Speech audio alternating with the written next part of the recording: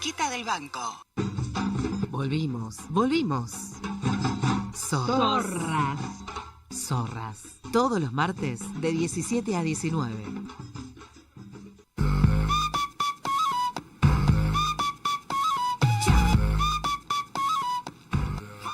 Ya estamos comunicadas con Daniel Baños Sufía.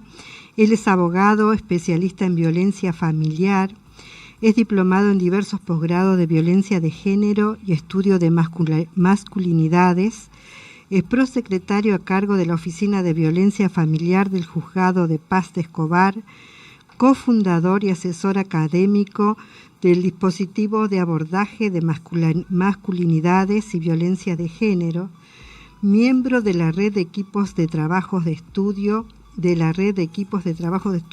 masculinidades, entre otros dispositivos de abordaje a las violencias de géneros. Además, es disertante, formador y escribe publicaciones sobre el tema. Buenas tardes, Daniel. Acá Silvia y María Inés desde Zorras te damos la bienvenida. ¿Qué tal? ¿Cómo andan? Un gusto Bien. escucharlas. Bueno, muchas gracias. No, por favor. ¿Cómo estás? ¿Bien? Bien, acá pasando un poco de calor. Un poco de calor, sí. Se vino un poco de golpe. No nos habíamos acostumbrado todavía.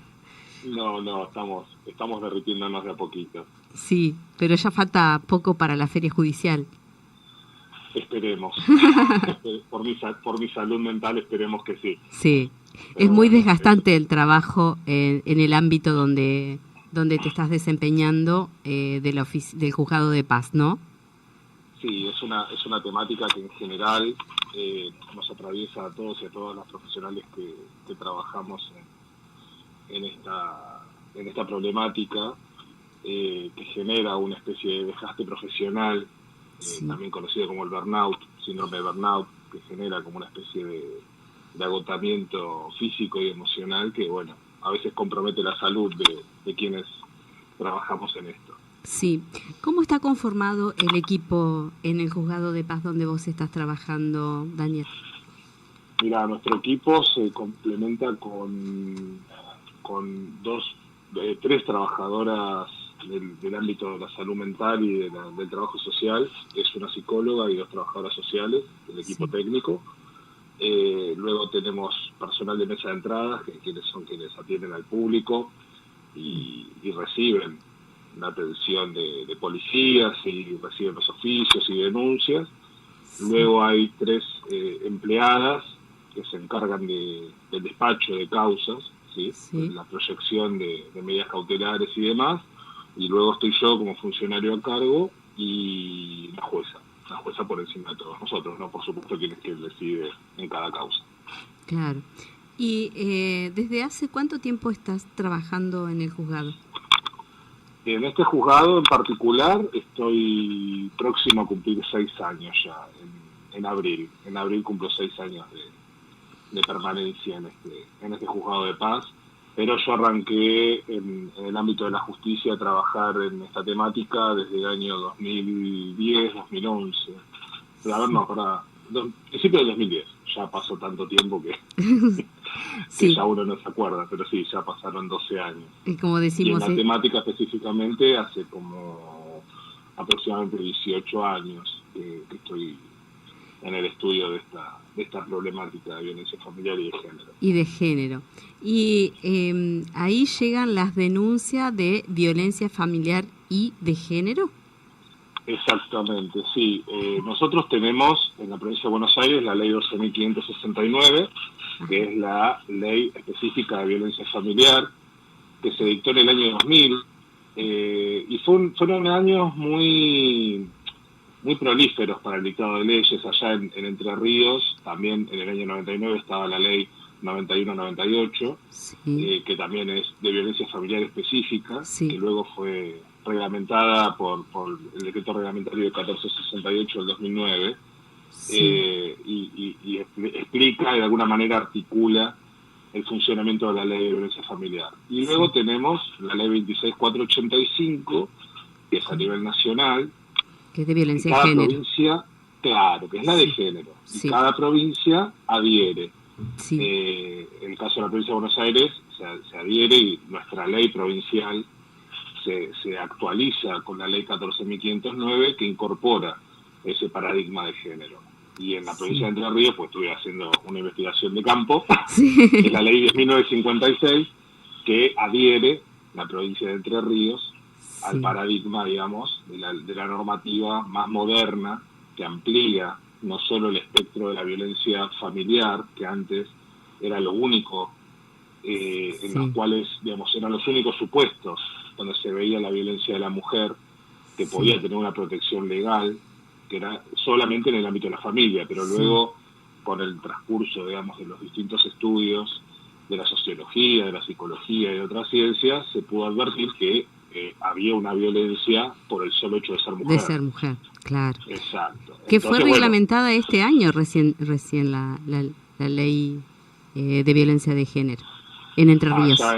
En Entre Ríos. Sí. Vos sabés que hay mucha resistencia en algunas provincias a aplicar esta normativa. Sí.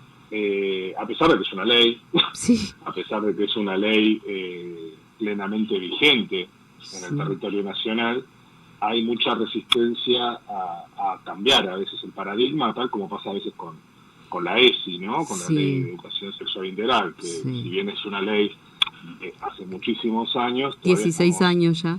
Hay provincias que no la han implementado directamente.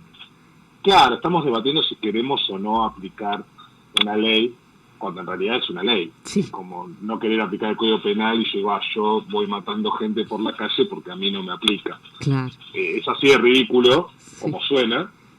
Nadie pensaría en ir matando por la vereda a la gente porque no se encuentra alcanzada por la ley penal, pero sin embargo con la ley de la ESI, por ejemplo, la ley de género, o mismo la ley de violencia de género, la 26485, hay muchas provincias y autoridades que se niegan a aplicarla.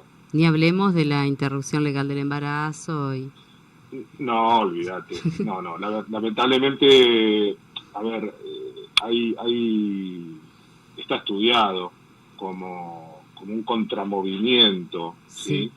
Que surge hace más de 25, 30 años, acá en Argentina específicamente, con el tema del backlash, ¿no? Que está tan en boga hoy, el tema del síndrome de alienación parental y demás, que genera una corriente contra derechos. O sea, los avances en conquistas de derechos de las mujeres por parte del feminismo, de las identidades feminizadas y también de las niñeces, generan como contrapartida a veces, en el mayor de los casos diría, lamentablemente, una contracorriente de derecha.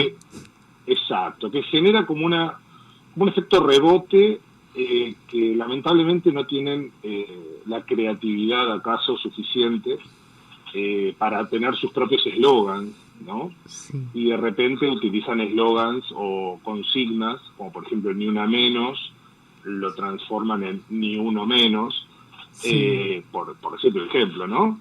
Como esos millones. O feminazis, peyorativos. Los pañuelos verdes convirtiéndose en pañuelos celestes, digamos. Es como una contraofensiva permanente, y lamentablemente con un muy mal pronóstico, porque si estamos hablando que la ley 26485 es del año 2009 y todavía es resistida, imagínate la ley de interrupción del embarazo, que es prácticamente dictada anoche, ¿no? Es muy, muy nueva. Muy nueva, y va a generar resistencias de todo tipo, permanente, diría yo. Daniel, y desde el juzgado, ¿han visto un incremento en las situaciones de violencia en el último periodo, post pandemia, por ejemplo? Que ya los datos están dando cuenta que en la pandemia se profundizaron las situaciones de violencia. Sí, mira, obviamente la pandemia fue una etapa donde a todos y a todas nos agarró por igual desprevenidos, porque, a ver, nadie estaba preparado ni preparada para atravesar esta situación. Y rudimentariamente se fue tratando de de dar respuesta desde la justicia y desde otras instituciones a las situaciones de violencia, y cuando más o menos se pudo estabilizar, digamos que salimos de la novedad, ¿no? Sí. De lo imprevisto, yo en lo personal advertí no solo un incremento en la cantidad, que en un primer momento no era por el tema del aislamiento, viste que no dejaban salir y demás, Sí. una especie de descenso en la cantidad de denuncias por el mero aislamiento. Claro, lo que no significaba que haya menos violencia. Exacto, sí. Exacto. El tema fue que, como bien decís, muchas situaciones de violencia se advierten en los primeros, digamos, efectores, ¿no? Por ejemplo, un efector de salud o una escuela, ¿sí? Que son las primeras barricadas donde la violencia se detecta. Que un niño va al colegio y tal vez un docente o alguien del equipo de trabajo del colegio advierte una situación de violencia y la denuncia. Sí. Eso se perdió en pandemia. Ahora, sí, las denuncias que sí llegaban, además de que luego sí superaron en cantidad, había un incremento en la gravedad de la denuncia, ¿sí? Que en una época, en un primer momento prepandémico, tal vez había familias que estaban atravesadas por situaciones de violencia históricas, sí, pero con un nivel de litigiosidad, pongámosle, en el plano verbal, ¿sí? Con el encierro, con el aislamiento obligatorio, esas condiciones fueron muy propicias para un recrudecimiento de la violencia que en su momento podría haber sido verbal y pasaron al plano físico, por ejemplo. Luego sí, obviamente hemos visto... Además se convertían en familiar porque estaban en presencia los niños, las niñas y todos los demás integrantes de la familia. Totalmente. A ver, por suerte, con mucho trabajo académico y de investigación y con el correr de los años se pudo desarmar un poco esta idea que en una época se sostenía que los niños y niñas eran testigos de violencia de que sufría la madre, por ejemplo, para pasar a ser víctimas directas de esa violencia por el mero hecho de estar en un ambiente de terror. Claro.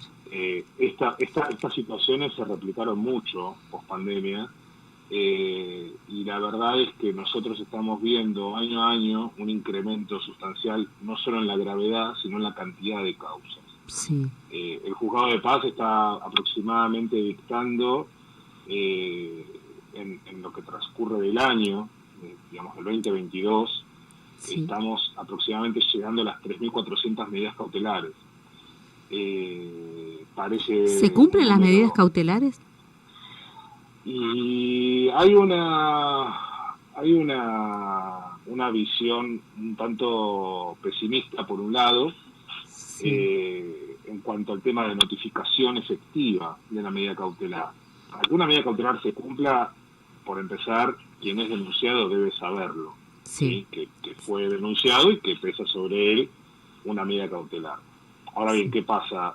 Hay una dificultad, por lo menos en el ámbito donde yo trabajo, sí, digamos en la jurisdicción donde yo trabajo, hay una dificultad bastante particular en notificar a los denunciados, no hacia las denunciantes. Como que las denunciantes son más fáciles de ubicar. Evidentemente, o juegan bien a las escondidas o hay una falta de voluntad, no sé, pero la realidad es que en ese sentido es muy difícil el efectivo cumplimiento de una medida cautelar, por el hecho de que no son notificados. Ahora bien, cuando son notificados, sí, las medidas, fundamentalmente las más graves, cuando hay una exclusión del hogar o una prohibición de acercamiento, son cumplidas, son mayormente acatadas, y las que no son cumplidas y acatadas, bueno, se le da intervención a la justicia penal por el delito de desobediencia. ¿Y los detienen? ¿Son detenidos? Son delitos que tienen una pena, eso es en el ámbito penal, ¿no? O sea, sí, yo trabajo en el ámbito de la justicia de paz, que sería como el equivalente a la justicia de familia. De familia, sí, o sea, sí. Claro, no tenemos la potestad, digamos, de decidir. De meter preso a nadie. Claro. Eso es directamente el ámbito de la justicia penal. Pero, si bien es cierto que a veces socialmente uno espera que quien incumple una medida cautelar y quien ejerce violencia termine detenido. La realidad es que, salvo excepciones muy, muy excepcionales, por la redundancia, no se efectivizan esas detenciones porque son de pena muy, muy escasa, son penas muy cortas. Sí. Tal vez es una pena más grave la resistencia a la autoridad, supongamos, Claro. que el denunciado se haya resistido o le haya intentado pegar un efectivo policial, ¿sí? Sí. A veces es más grave como pena eso que el hecho de haber irrumpido en la vivienda de la mujer y haberla golpeado, ¿sí? Claro. ¿Se entiende? Sí, sí. Entonces, tal vez queda detenido por la desobediencia, por la Por el desacato. agresión a la autoridad, Claro. pero no por la desobediencia. Claro. En O la- sea que en la va en experiencia desmedro personal, de la protección hacia la mujer, lamentablemente. sí, debiera haber tal vez alguna especie de reforma. Sí. Tal vez una vez yo lo hablaba con un juez de garantías muy muy muy formado y muy muy responsable en el ejercicio de su función, y él me explicaba que hoy por hoy es un delito más grave, tal vez, el hecho de levantar quinielas clandestinas, ¿sí?, Sí. que el hecho de una desobediencia por violencia de género. Vale decir que es más gravoso penalmente tener un Un garito daño. en la casa, Claro. claro, que Un- pegarle a una mujer. Porque además está en mayor riesgo cuando hay desacato. Porque bueno, supongamos en barrios más humildes donde las viviendas no son seguras, son precarias, que con una patada puede abrir la puerta, un desacato cuesta la vida de la persona, de la mujer. Totalmente. A ver, acá hay una cuestión que es clara, que hay uno tiene que advertir cuando hay situaciones de violencia, tiene que advertir que cada incumplimiento es una elevación en el riesgo natural, es una elevación a la inobservancia de esta persona a todo régimen legal. O sea, no hay nada que lo pare, podemos decir. Exacto. Estar de acuerdo que no hay nada que lo pare. Y la verdad es que en un país donde matan a una mujer cada 36, 34 horas, dependiendo el promedio, Sí. me parece que debiéramos pensar seriamente. A ver, si yo en las charlas que doy parezco pesimista, pero más que pesimista, lamentablemente termino siendo realista. Realista. Que hoy por hoy estamos a 29 de noviembre y Sí. tenemos una cantidad de femicidios que actualmente no llega a los 300. Lamentablemente, a fin de año, si nos volvemos a cruzar, vamos a estar por encima de los 300 femicidios. Sí, porque es una regla que no para, es No. como si fuera una maquinaria puesta en marcha que no va a frenar. Sí. Y la verdad que trabajar contra eso es muy frustrante. Sí, A sabiendas de que, por ejemplo, el 25 de noviembre, sí. mientras estábamos conmemorando el Día Internacional de la Erradicación de la Violencia contra la Mujer, hallaban el cuerpo de Eliana Pacheco, ¿no? Sí. O sea, Y hubo varios femicidios en esos días.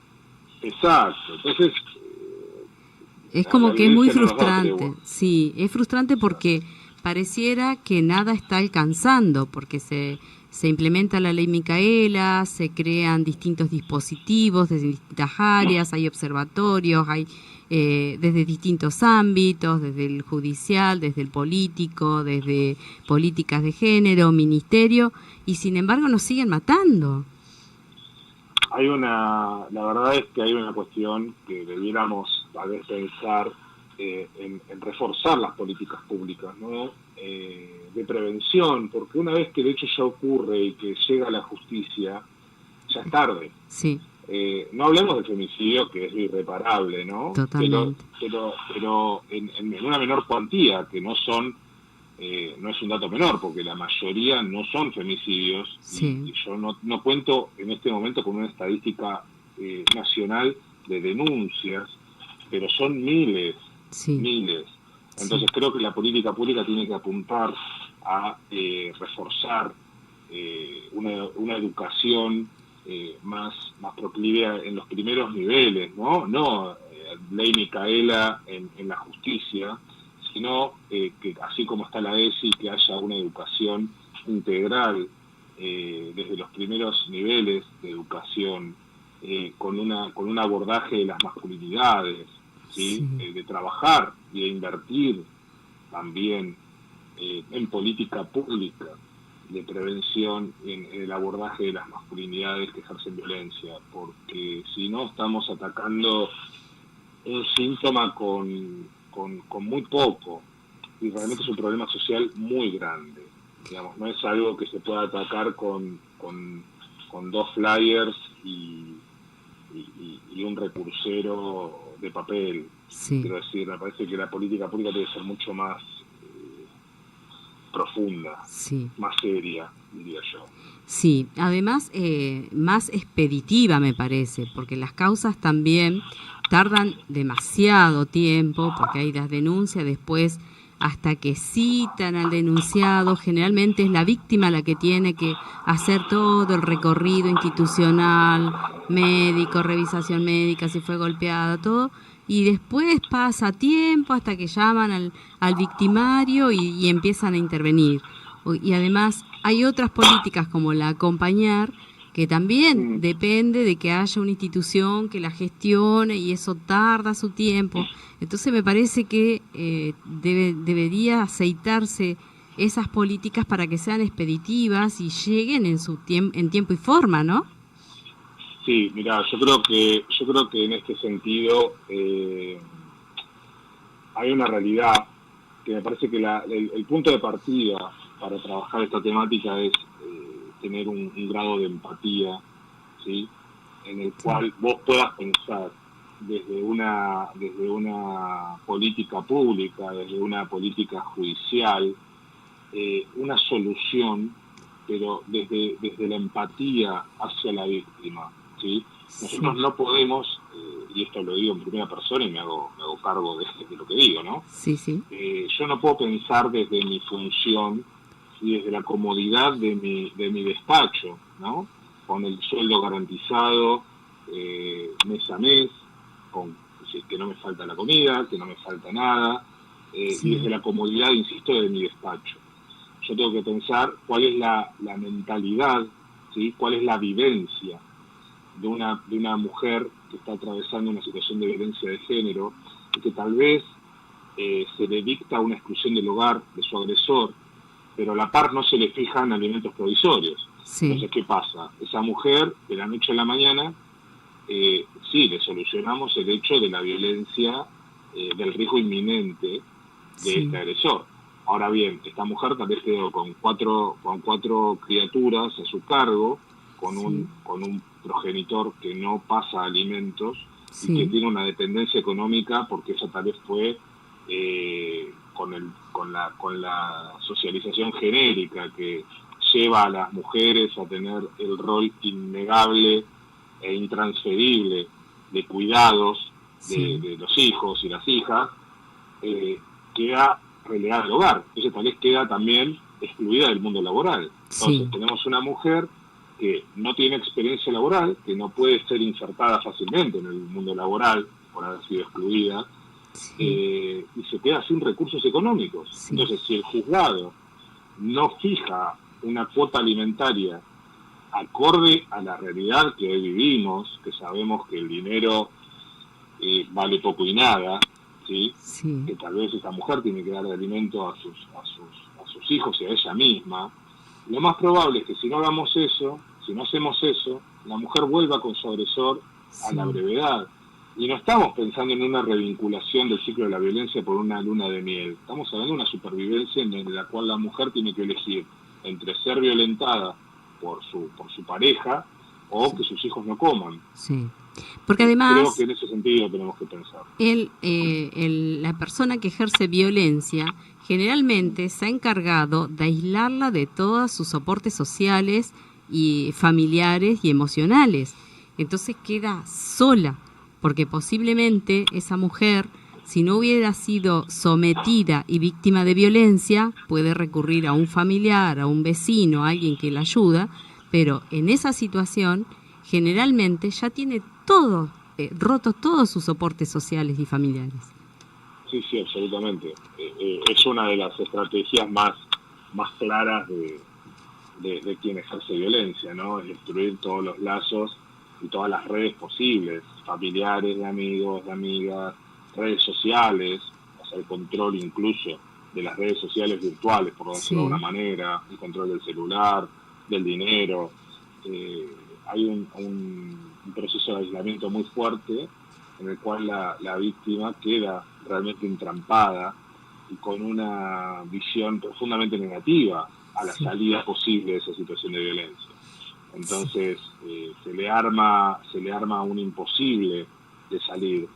Y cuando lamentablemente desde los organismos, de las instituciones, no actuamos de acuerdo y acorde a lo que ella necesita, le confirmamos esa teoría de la imposibilidad de salir de la violencia. Digo esto desde el ámbito de la policía, desde el ámbito de la justicia, desde el ámbito de las políticas públicas, en esto, como bien decías vos, del tema del acompañar. Yo creo que el acompañar en el caso específico puede ser muy útil, pero es muy útil si es inmediato, si es no burocrático, ¿sí? Exacto. Si yo le digo a una persona que va a cobrar dentro de 3 meses, está muy bueno, sí, la plata le va a venir muy bien, pero ¿y ahora? Digo, mientras no come 3 meses. Claro, porque además, expectativa. desde las propias instituciones van perdiendo credibilidad, porque dicen, mirá todo lo que hicimos, lío que hicimos para aislarlo, para tomar esta medida, y después volvió con el agresor. Entonces, también desde ese punto de vista se le complica más. Hay una realidad que eso me parece muy importante lo que decís, porque es un punto neurálgico, diría yo, en las intervenciones en violencia, de quienes intervienen e intervenimos en violencia, de no caer en el discurso fácil, de decir, bueno, al final, mira, esta vino a pedir una medida y a los 3 días se reconcilió con el agresor. Como si de alguna manera fuera una molestia para nosotros que nos hicieran trabajar para nada. La realidad es que quien trabaja en esta temática, más allá, insisto, de la cuestión del ciclo de la violencia que desarrolló Leonard Walker en la década del 70, de cuando estamos hablando, la etapa de la reconciliación es una etapa posible, es una etapa que suele suceder dentro de una relación, de una dinámica violenta, pero también está esta otra pata que es la que acabamos de decir, o sea, tal vez no va por una cuestión romántica o de vinculación, por una cuestión de violencia cíclica, sino que está volviendo por una cuestión de supervivencia alimentaria. Claro. Estamos en un país que actualmente estamos rozando los 100 puntos de inflación.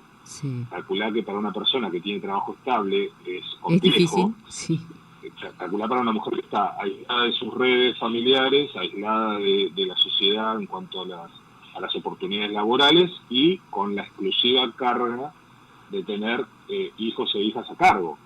Es realmente dramático. Y que desde el Estado le demos una opción como el acompañar, por ejemplo, pero que está sujeto a aprobaciones diferentes de distintas instancias y que luego tal vez dentro de 2 meses cobre, no estamos siendo realistas en cuanto a la necesidad de esta mujer. Estamos pensando, insisto, desde nuestro escritorio. Claro. Y con el sueldo asegurado y depositado los primeros días del mes en el banco. Sin duda. Entonces creo que desde ahí tenemos que cambiar el enfoque. Bien. Me parece, humildemente. Sí, totalmente de acuerdo. Daniel, ¿y las masculinidades, qué manera de trabajar se proponen o pensarías que puede ser posible? Mira, hay una forma posible de trabajo de masculinidades que fue y es, de hecho, muy efectiva. La verdad es que como todo lo que digo, ¿no? O sea, tiene que haber una política pública que sostenga estos dispositivos, que son dispositivos que se constituyen por gente especializada en la temática y son psicosocioeducativos. Vale decir, no es un taller, no es una especie de escuelita donde digan pegarle a la mujer está mal, repitan conmigo, está mal, y le dan un carnet o un diploma habilitante de que está curado. Claro. No funciona así. Son dispositivos como decía, psicosocioeducativos que tienden a controvertir y a confrontar, ¿sí?, con estas masculinidades desde una manera dinámica, en un dispositivo grupal. Por lo general, lo que tiene de rico el dispositivo grupal es que tiene un efecto especular, como espejos, ¿sí? Claro. Entonces, lo que el otro dice impacta en aquel que está callado, y al haber distintos avances, ¿no?, en los grupos, pues son grupos abiertos por lo general, vale decir que no es un curso, sino que entra uno y después entra otro y en el medio entra otro. O sea, no es como una clase que va siguiendo clase por clase, sino que son dinámicas grupales que se generan y con temas emergentes o planteados previamente por los coordinadores, se va confrontando. Tal vez quien recién ingresa al dispositivo con alguien que viene con una trayectoria de tal vez 7 o 8 meses y ya tiene problematizada esta cuestión, un buen punto de partida es el reconocimiento y la asunción de responsabilidad de la violencia ejercida. Es muy interesante ver cómo estos varones, que tienen un recorrido más largo en el tiempo, ven a los que recién ingresan como ellos recién habían ingresado y los abordan ellos mismos. Le dicen, no, mirá, yo cuando entré, ¿viste? Es como si fuera, para decirlo de una manera, así como para que se entienda, es como una especie de alcohólicos anónimos, ¿sí? En el cual tenés al tipo que está sobrio hace 2 años y el tipo que hace 2 noches estaba con resaca. Claro. Entonces, es retroalimentar, de alguna manera, es no solo rico para quien recién ingresa tener una visión de futuro, de que se puede una vida diferente, porque a ver, también es una realidad, aunque suene polémico, quien ejerce violencia tampoco la pasa muy bien. Claro. Son vidas bastante torturadas, ¿me entiendes? O sea, están en conflicto con la justicia, no la pasan bien tampoco, no la hacen pasar bien a quienes tienen alrededor. Y la realidad es que tener una alternativa de vida más saludable, con vínculos sanos, claro. Con vínculos sanos, exacto, porque tal vez son gente que no puede ver a sus hijos, que no se pueden acercar a su mujer o a su pareja y consecuentemente tampoco a sus hijos, y no la pasan bien. Y creo que poner en tensión estas prácticas, estas masculinidades que no resultan saludables para nadie, me parece que es un buen punto de partida, pero que hoy por hoy está como medio como dejado de lado, o es muy incipiente la creación de estos dispositivos. No hay demasiados a nivel nacional, los pocos que hay están autogestionados, tal vez por profesionales autoconvocados, como fue en el caso de Escobar, dispositivo que yo era parte como asesor académico, Gambit, que se constituyó por la vocación solidaria de profesionales que soñaban y soñábamos y seguimos soñando con una realidad mejor posible, ¿no? Claro, libre de violencias. Libre de violencia, pero obviamente siempre estamos hablando de sin ningún tipo de retribución. Claro. Entonces, ese es el tema, que mientras no se tome como una política pública no se puede replicar y es más difícil sostenerlo en el tiempo, ¿no? Y exactamente, porque vos pensás que es una temática que, como arrancamos la charla, es una temática que afecta mucho físicamente, psíquicamente a quienes la desarrollan. Y vos pensás que vos, si te ofreces como voluntaria para integrar un dispositivo, lo haces en un tiempo libre, que tal vez vos lo podés disfrutar, no sé, yendo a la plaza con tu hijo o tu hija, o yéndote a la plaza vos sola a tomar un helado, y no a seguir trabajando en la temática. Que es compleja, además hay que formarse, no es para... Sacrificás tiempo de descanso personal, tiempo de recreación personal, para hacer un servicio que no es retribuido de ninguna forma, y llega un momento que tal vez es agotador, y tal vez tenés la necesidad económica de hacer otra cosa que te genere un ingreso, como decíamos, la realidad económica que todos atravesamos, o por una cuestión de decir quiero descansar y prefiero irme, no sé, al río a tomar mate en vez de estar escuchando a personas que ejercen violencia. Claro. Entonces los grupos tienden a desintegrarse, lamentablemente. Qué Pero lástima, bueno, porque es una pata muy importante. Claro, sería una buena opción. Bueno, Daniel, se nos termina el tiempo, la verdad que es sumamente interesante, además nos interpela a todo, porque siempre tenemos conocimiento de personas cercanas que son víctimas de violencia y bueno, es bueno saber cómo actuar en esos casos. Así que bueno, muchas gracias y ojalá que sigamos comunicándonos. Por supuesto, con gusto. Bueno, un abrazo, gracias. Un abrazo, hasta luego. Hasta luego. Estuvimos con Daniel Baños Zufia, bueno, hablando sobre el tema de la violencia. Claro, es muy difícil sostener dispositivos que pueden ser lo que hacen la diferencia, pero con un voluntariado es muy, muy difícil sostenerlo. Bueno, vamos a escuchar No Más, Amaranta y